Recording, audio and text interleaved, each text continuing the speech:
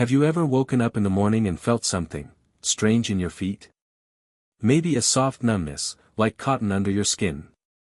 Maybe a slight tingling, like something is crawling just beneath the surface. Maybe the feeling that you're walking on cold stone floors, even though you're wearing socks. Most people dismiss it. It's just age, they say. It's nothing serious. But what if it's not? What if these subtle signs are not just random aches and pains? But your body quietly whispering. Something you're doing is slowly hurting me. My father was 68 when the whispers began. He never complained. He never liked doctors. But I noticed it in the way he walked, slightly slower. In how he gripped the handrail when going down the steps. And one evening, I watched him freeze at the top of the stairs. Just hesitate. A man who once hiked mountains, now afraid of a staircase. We thought it was just age. Until it got worse. Burning in his toes. Numbness. Falling asleep in a chair and waking up unable to feel his feet. After tests, we heard the name, peripheral neuropathy. It affects over 25 million seniors in the US. And the most heartbreaking part?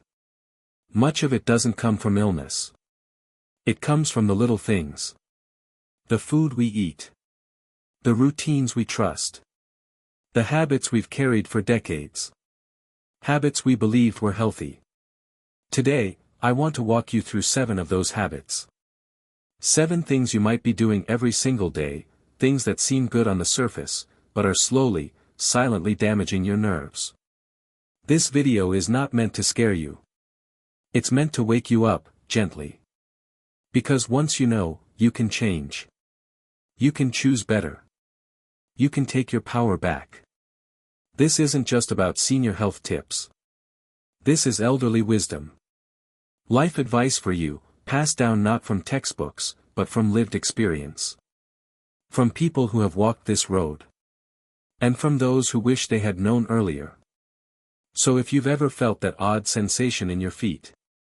If you've ever had a gut feeling that something in your body is trying to speak to you. Stay with me. Because the first habit we're going to uncover might just be sitting on your breakfast table right now. So let's start with a classic. Orange juice. Bright. Cheerful. Full of vitamin C. Right? For decades, we've been told that a glass of orange juice in the morning is the ultimate healthy start. It's in commercials. Hospitals serve it with breakfast trays. It feels like sunshine in a cup. But for many seniors, that golden glow hides a silent threat. Let me tell you about Jean. Jean is 73, a retired schoolteacher. Sharp mind. Quick wit. She always believed in eating well. For the past 15 years, her breakfast never changed. Whole grain toast, a banana, and a glass of fresh squeezed orange juice. Then one day, Jean felt something odd.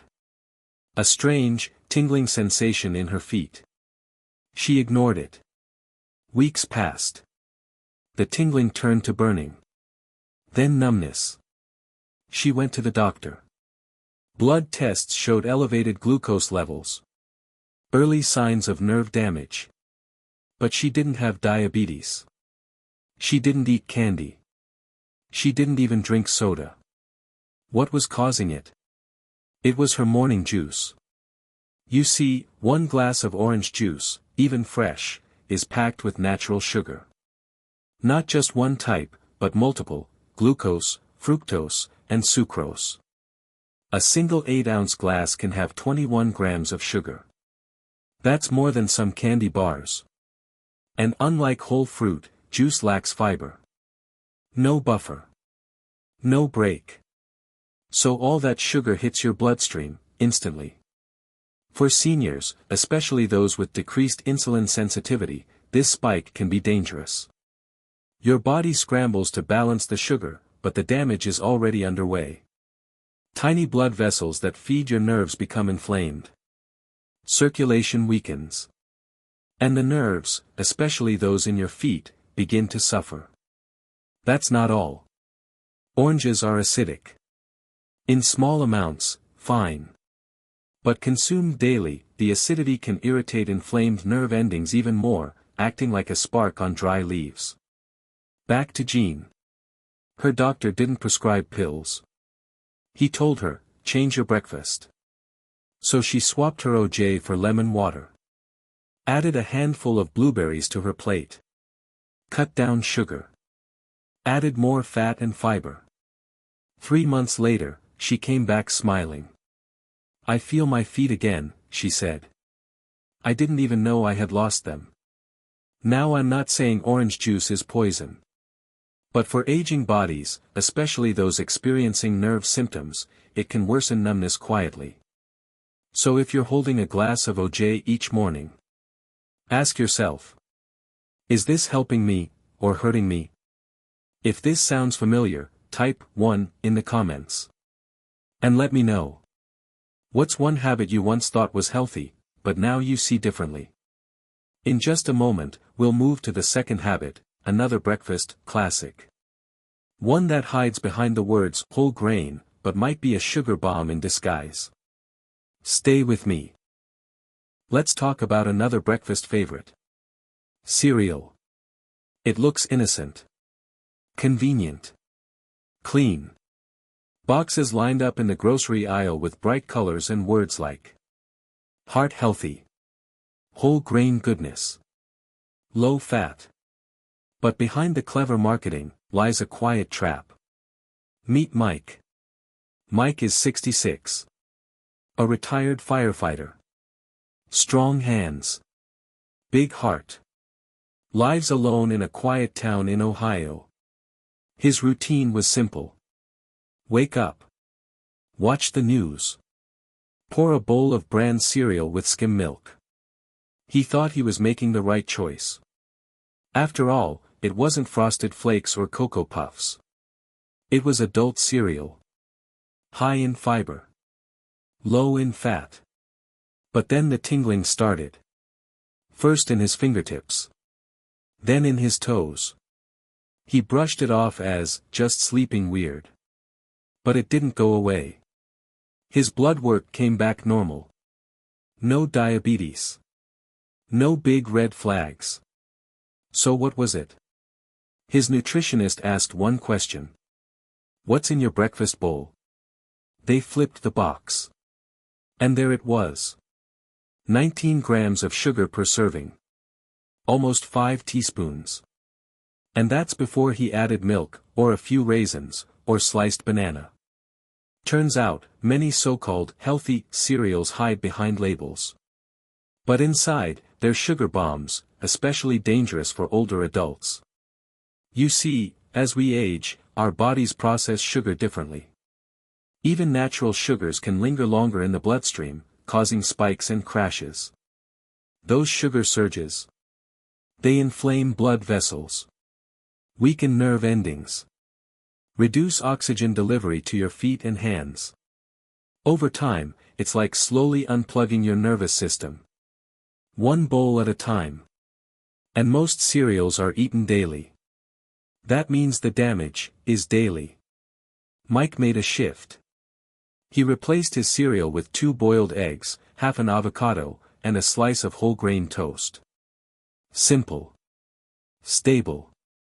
Satisfying. And within a few weeks, the tingling eased. His energy returned. He said, I didn't realize how much that bowl of cereal was taking from me. Here's what you need to know. Just because something says whole grain doesn't mean it's safe. Look for added sugars. Read the ingredient list. Watch for hidden words like evaporated cane juice, brown rice syrup, or organic honey. And remember this. Low fat often means high sugar. Because when fat is removed, flavor has to come from somewhere. So the next time you pour a bowl and think you're doing something good, pause. Flip the box. And ask. Is this breakfast helping my nerves, or harming them? If you've ever been surprised by how much sugar was in something you trusted, drop a 2 in the comments. In the next segment, we'll explore one of the biggest myths in nutrition. Fruit is always healthy. But some fruits, especially the ones we snack on the most, might be silently fueling nerve damage in ways you never expected. Let's talk about it. After Mike changed his breakfast and started feeling better, I started questioning other things too. Things I used to think were always good for you. Like fruit. We've been taught since childhood. Eat more fruit, it's nature's candy. It sounds wholesome. It sounds true. But for some fruits, especially as we age, that candy part, it starts to matter more than we realize. Let me tell you about my Aunt Margaret. She's my dad's younger sister. Warm smile, sharp tongue, and a heart of gold. She's the type of person who still writes handwritten birthday cards. Still has a cookie jar on the counter, but now it's filled with dried apricots instead of sweets. Growing up, every time I visited her house, there was always a fruit bowl on the table. Bright bananas, seedless grapes, juicy watermelon in the fridge. And she never skipped her morning banana. Good for the potassium, she'd say with a wink. But a few months ago, she started telling me her feet were going fuzzy. Not painful. Just strange. Like they're there, but not really, she said. She thought maybe it was just from standing too much while gardening. But I remembered Mike. And Jean. So we looked at her habits together. And there it was. Every day, banana at breakfast, grapes as a snack, watermelon with dinner. All healthy. All natural. But here's the truth most people don't know. Fruits like bananas, grapes, and watermelon are very high in natural sugars, especially fructose. And for seniors, the body processes fructose differently. Unlike glucose, which the body uses for energy, fructose gets processed in the liver. When consumed in excess, it contributes to insulin resistance, inflammation, and yes, nerve stress. These fruits are also low in fiber, which means the sugar hits fast. That sudden rush into the bloodstream triggers a spike, then a crash. And guess which parts of the body feel the effects first? The ones furthest from the heart. The toes. The fingers. The feet. When blood sugar bounces like that daily, over time, it weakens the small blood vessels that nourish your nerves. Those tingling sensations Aunt Margaret felt. That was her nervous system waving a flag. Quietly. Kindly. Hoping someone would notice. So we made a small change. We swapped the morning banana for half an apple with the skin on. The grapes got replaced with blueberries and almonds. Watermelon. Saved for special days, just a few bites. Not a bowl. 2 weeks in, she called me and said, "I'm not sure what you did, but I feel more grounded. Like my feet are mine again." I smiled. Because sometimes, it's not about giving things up completely. It's about understanding what your body needs now, not what it needed 30 years ago. So, if you're like Aunt Margaret, eating fruit faithfully, but still feeling off, maybe it's time to ask. Is this fruit helping me, or hurting me? Drop a 3 in the comments if you've ever been surprised by something you thought was healthy. Next, we'll talk about something that might shock you. When too much movement starts to cause more harm than good. Because yes, even exercise has its limits. After helping Aunt Margaret adjust her fruit habits, I thought we were done with surprises. But then came Bill. Bill is 70. A Vietnam veteran. My father's oldest friend. He's the kind of man who still believes a good sweat can fix almost anything. And for a long time, that worked for him. He'd get up at 6 a.m., lace up his sneakers, and power walk 5 miles, rain or shine. No stretching. No cool down. Just push. He said it made him feel young. Alive. But recently, he started having problems with his feet. Not pain, exactly, just a strange burning sensation. A prickling feeling. Like walking barefoot on sand that's just a little too hot. At first, he thought it was old injuries flaring up. But the feeling didn't go away. Then came the balance issues. He tripped over a curb he'd stepped over 100 times before.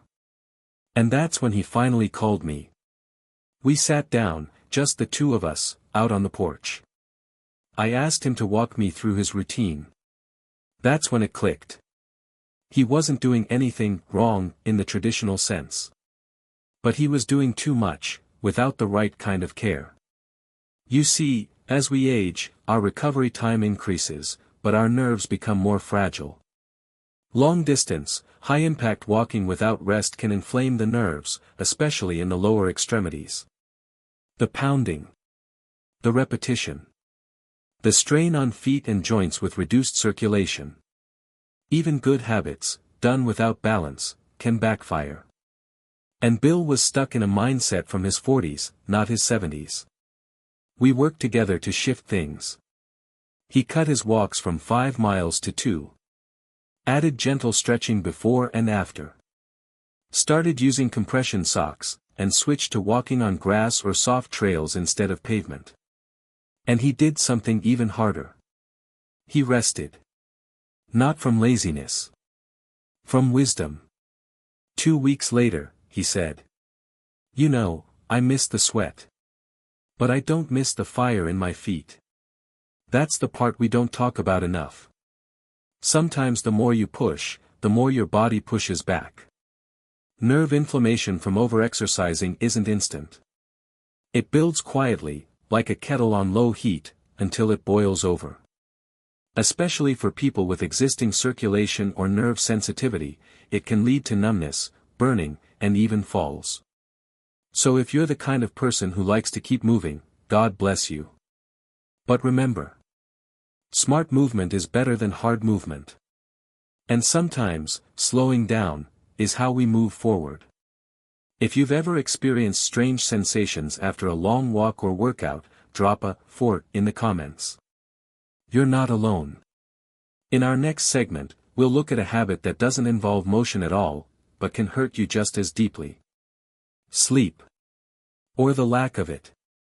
Because how you rest, determines how well your body heals. Let's talk about it. Of all the stories I've heard sitting on the porch with neighbors and friends, Susan's is the one that still sits with me the most. Susan is 65. She lives just across the street. Retired nurse. Lifelong caretaker. The kind of person who brings soup when you're sick, and remembers every neighbor's birthday. But over the past year, something started changing.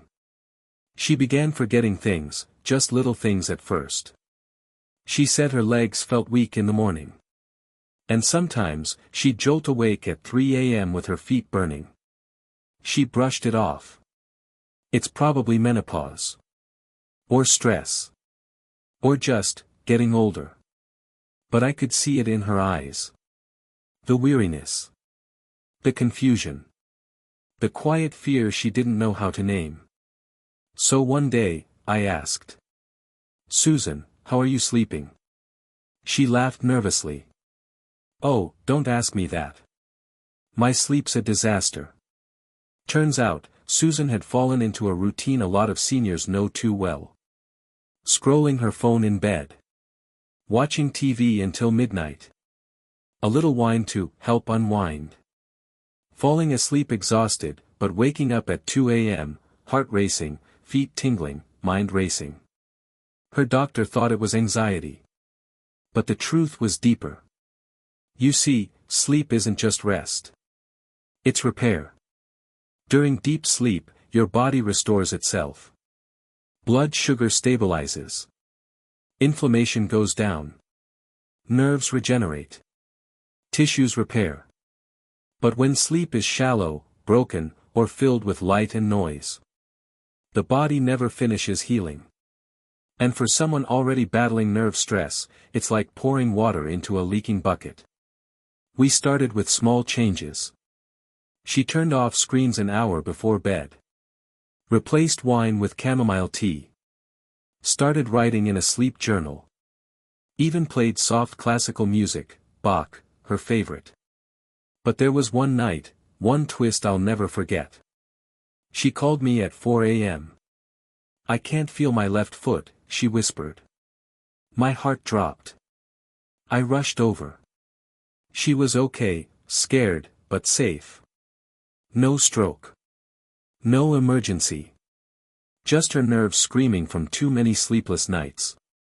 We sat in silence on her porch as the sun rose. And then she said something I'll never forget.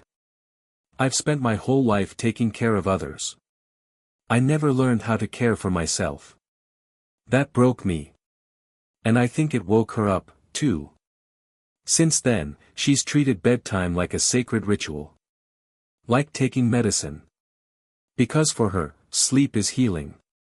3 weeks later, she said. "I still wake up sometimes, but I don't wake up afraid anymore." That's the thing about sleep. It seems passive.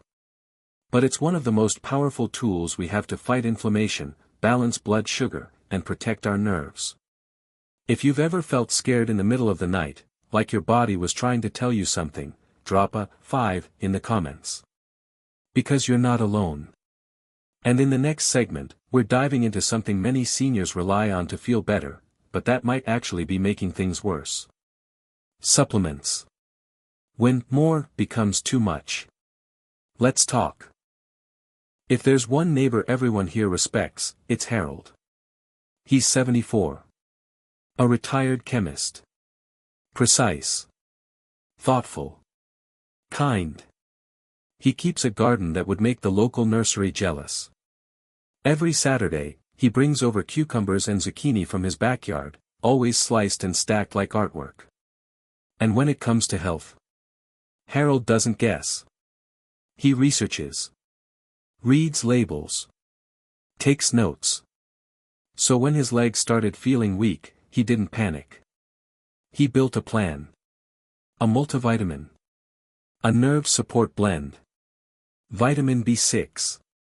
B-complex. Alpha-lipoic acid. Turmeric. Omega-3s. Magnesium. He lined the bottles up like soldiers on his kitchen counter. Each with a purpose. Each chosen with care. And for a while, it felt like the right thing. But then, strange things started happening. He'd get dizzy walking to the mailbox. Felt foggy in the mornings. His heart would race for no reason. And worst of all, his feet, once strong and sure, started buzzing. Constantly.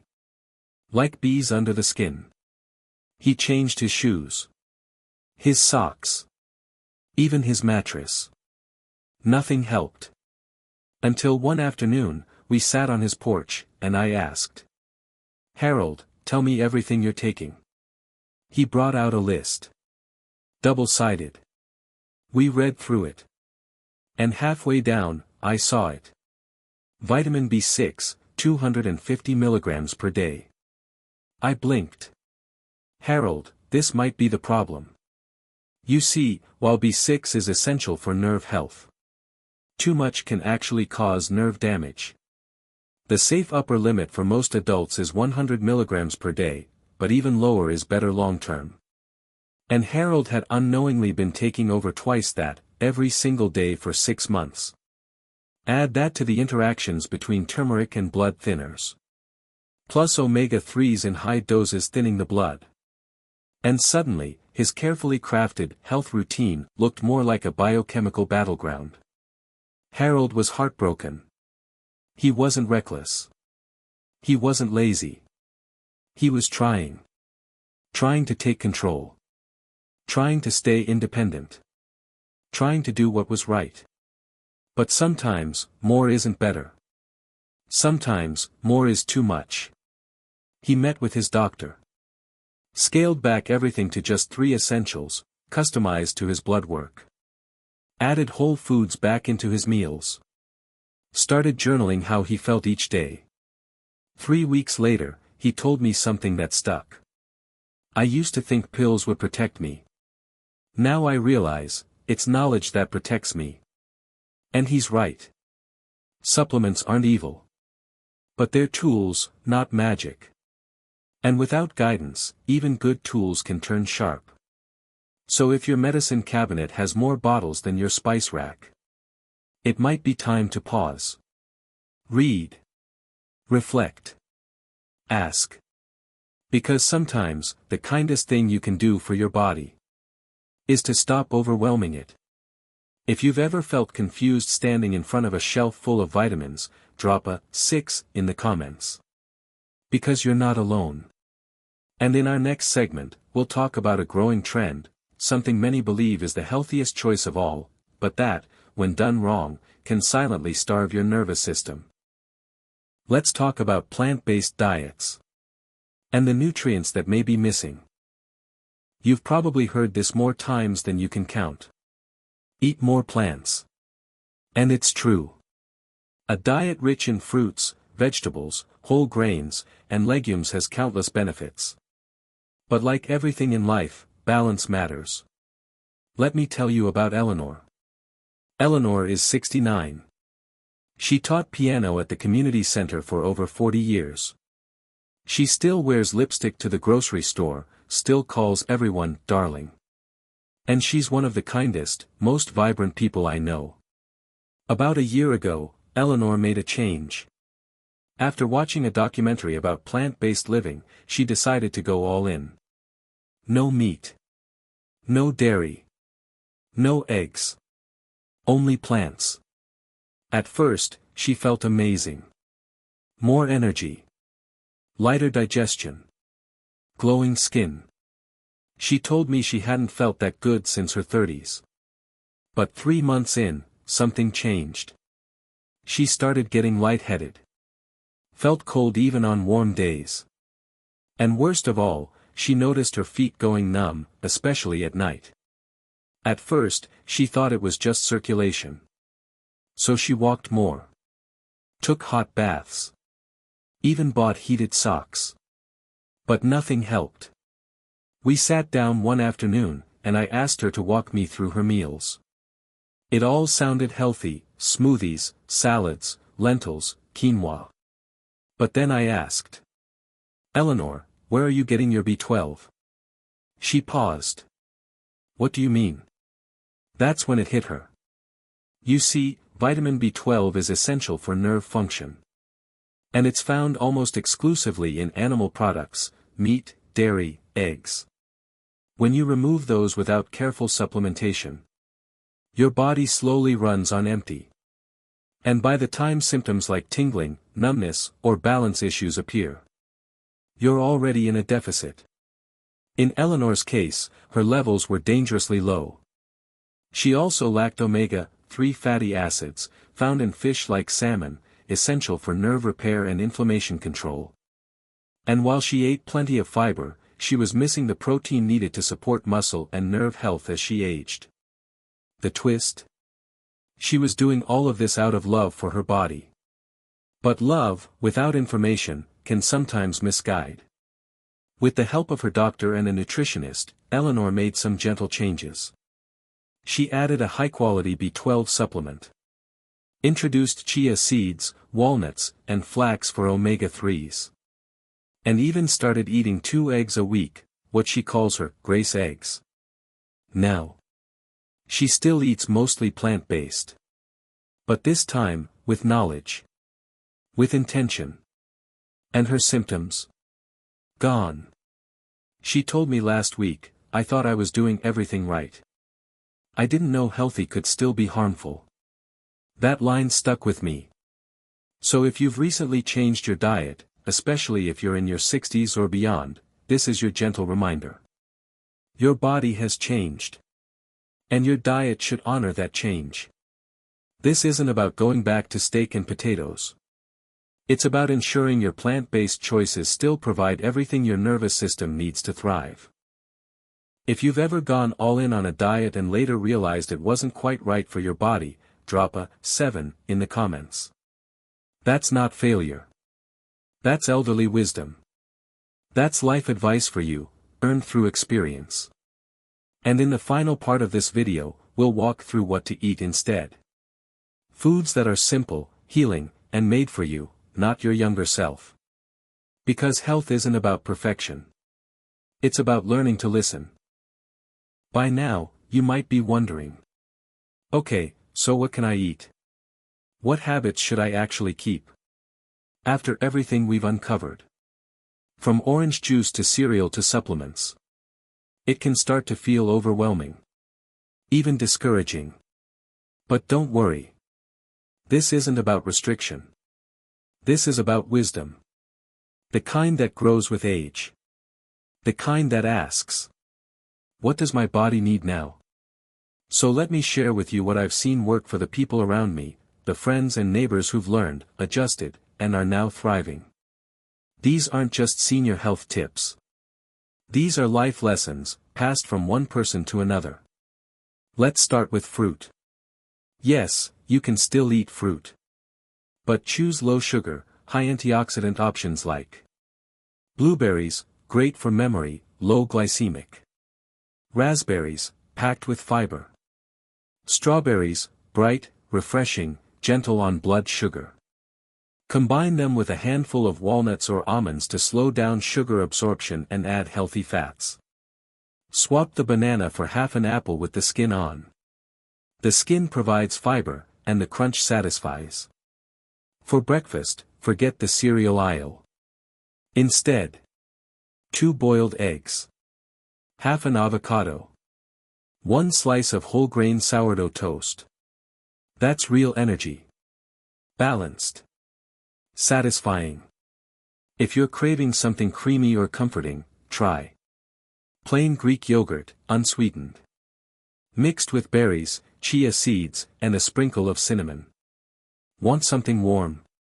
Try a bowl of steel-cut oats, topped with ground flax seed. A few slices of pear. A drizzle of almond butter. All of these meals keep your blood sugar steady and your nerves supported. Now let's talk about proteins. You don't need steaks the size of a plate. But your body still needs protein, especially to preserve muscle and support nerve repair. Try soft-boiled eggs. Lentils and chickpeas, seasoned gently. Tofu with turmeric and black pepper. Grilled salmon once or twice a week, if you eat fish. Or even bone broth for minerals and warmth. And what about drinks? Swap sugary juices with warm lemon water in the morning. Chamomile or ginger tea at night. Or just plain water with a few cucumber slices. Simple. Soothing. Healing. The truth is, you don't need fancy powders or exotic seeds flown in from across the world. Most of the time, healing begins with food your grandmother would recognize. Made with care. Eaten slowly. Shared in good company. You've spent a lifetime doing for others. Maybe now, it's time to nourish yourself. If any of these swaps feel doable to you, drop a yes in the comments. Or share your favorite feel-good meal below, someone else might need it. Because this stage of life isn't about slowing down. It's about choosing wisely. Living fully. Eating in a way that makes your body say, thank you. In our final segment, I'll leave you with a message that's been growing in my heart throughout this journey. A reminder that you're not too late. And that the best time to listen to your body might be right now. Let me ask you something. Have your feet been whispering to you lately? Not shouting. Not screaming. Just whispering. In tingles. In strange warmth. In that feeling like your sock is bunched up, when it isn't. For years, I thought those whispers didn't mean much. Just part of getting older. Just one of those things. But then I sat with Jean. With Mike. With Aunt Margaret. With Susan. With Harold. With Eleanor. I listened to their stories. And I realized, those whispers. They were warnings. Not punishments. Not failures. Just quiet reminders from a body that still wants to serve you. But is asking you to serve it back. Your nervous system isn't broken. It's trying. Trying to keep you standing. To help you walk, reach, hug, write, cook, move. But it can't do it alone. And the beautiful truth is, it doesn't take much to start helping. Maybe it's swapping juice for lemon water.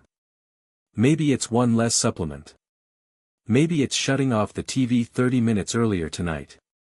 It's not about being perfect. It's about being present. Wise. Intentional. You've lived long enough to know the value of that. And maybe that's why you're still here, still watching. Because something in you knows. You're not too old to feel better. And your body isn't done yet. I say this with love. There's still time. Time to protect your independence. To move with confidence. To feel joy in your steps again. You don't need to overhaul your life. You just need to listen. Your feet are speaking. Are you listening?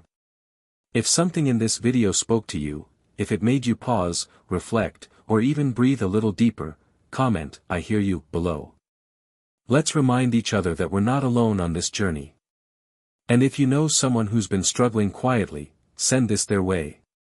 You never know how much a gentle message can change someone's day. If you haven't already, hit that subscribe button.